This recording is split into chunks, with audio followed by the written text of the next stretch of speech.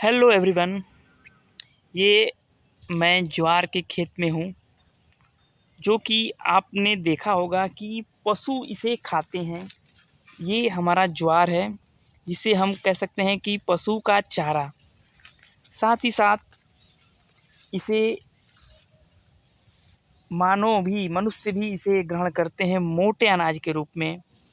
यह king of course millet, मोटे अनाज का राजा, जिसे हम sorghum कहते हैं, कहा जाता है। और यह सबसे ज़्यादा सूखा सहन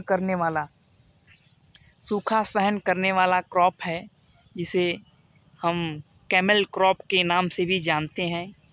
जैसे कि रेगिस्तान में कैमल बिना पानी के महीनों तक रह सकता है, वैसे ही sorghum भी बिना पानी के मोस्ट ड्रॉट टॉलरेंट के रूप में यह रहता है। जैसा कि आप लोग देख सकते हैं, यह हमारा sorghum है और यह बहुत ही कम पानी की ज़रूरत, पानी न भी दें तब भी यह मोस्ट ड्रॉट टॉलरेंट के रूप में काम करता है।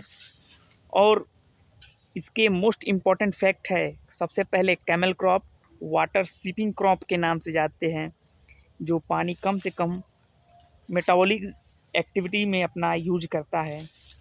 और साथ ही यह फॉडर और कंजप्शन, ह्यूमन कंजप्शन दोनों के रूप में यूज होता है। इंटरेस्टिंग फैक्ट यह है कि इसके अंदर एक कंपाउंड पाया जाता है, केमिकल कंपाउंड, जो कि बायो हर्बिसाइड का वर्क करता है। जैसे कि कोई भी प्लांट, इसके जड़ों के आसपास कोई भी प्लांट या घास, हर्ब, वीड, उसके ग्रोथ को यह सप्रेस कर देता है, इनहिबिट कर देता है, रोक देता है। और उस केमिकल कंपाउंड का नाम है सार्गोलियोन। sorghum से ही बना है sorghum लियोन। और यह मोस्ट ड्रॉट टॉलरेंट पाया जाता है। उस कंपाउंड जिसके कारण यह सूखे को सहन कर लेता है, वह कंपाउंड है ध्यूरिन, जो कि एक ग्लूकोसाइनाइड केमिकल कंपाउंड है, जिससे जब हम sorghum को लगाते हैं, नई कोपलें निकलती हैं, या फिर एकदम उसका सूखा के कारण ग्रोथ रुक गया होगा। जब ज्वार का जब देखेंगे कि आप सूखा के कारण इसकी बढ़वार ग्रोथ नहीं होती है और फिर अचानक बारिश के कारण ग्रोथ बहुत तेज़ी से होती है, उस समय ध्यूरिन कंटेंट बहुत तेज़ी से बढ़ता है। इनके पत्तियों में ध्यूरिन कंटेंट पाया जाता है। और यंग लिप्स में, ज़्यादातर न्यूली ग्रोथ लिप्स में ध्यूरिन कंटेंट ज़्यादा होता है। और या फिर अचानक ग्रोथ होता है ज्वार का, उस समय इसका ध्यूरिन कंटेंट बहुत ज़्यादा होता है। ध्यूरिन, जो कि बहुत ही खतरनाक HCN, हाइड्रोजन साइनाइड कंटेंट, ग्लूकोसाइनाइड कंटेंट पाया जाता है ध्यूरिन में, जिसे हम अगर पत्ती को तोड़ के अगर इसको क्या करें, स्क्रब करें या चबाएं, पशु द्वारा जब इसको चबाया जाएगा न्यूली लिप्स में, तो ध्यूरिन, जो कि HCN के रूप में, जिसको हम प्रूसिक एसिड कहते हैं, उस रूप में यह कन्वर्ट हो जाता है।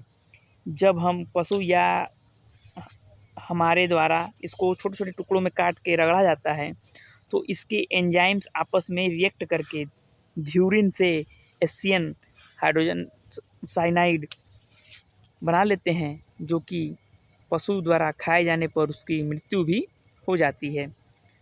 और दूसरा फैक्ट यह है कि इसमें ज्वार में sorghum सिकनेस पाया जाता है, क्योंकि इसके CN रेशियो बहुत ही ज़्यादा होते हैं। और CN रेशियो मतलब कि कार्बन और नाइट्रोजन का जो कंपोजिशन है, रेशियो है, कार्बन ज़्यादा और नाइट्रोजन कम।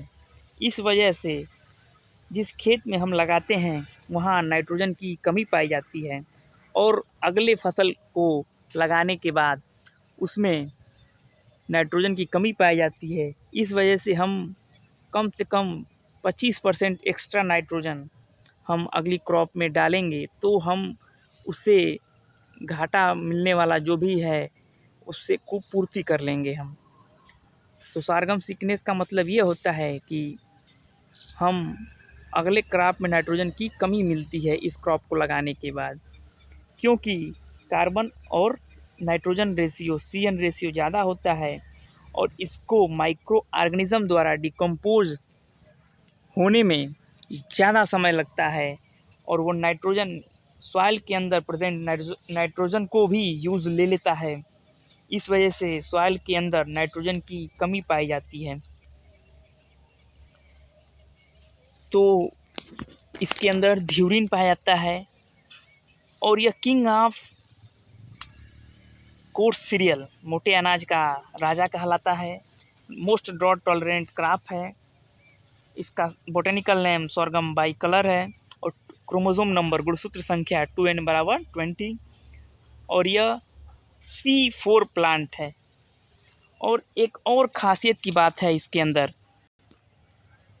इनकी पत्तियों में, जैसा कि आप देख सकते हैं, इनकी पत्तियों में एक स्पेशल टाइप की सेल मोटार सेल पाई जाती है जो कि ड्रॉट कंडीशन में इसकी पत्तियों को रोलिंग करने में सहायता प्रदान करती है, जिससे कि डायरेक्ट सनलाइट जो कि पूरे इसके एरिया में, लीफ के एरिया में ज़्यादा से ज़्यादा सनलाइट न मिले, कम से कम सनलाइट मिले, जिससे कि यह मोस्ट ड्रॉट टॉलरेंट के रूप में वर्क करे।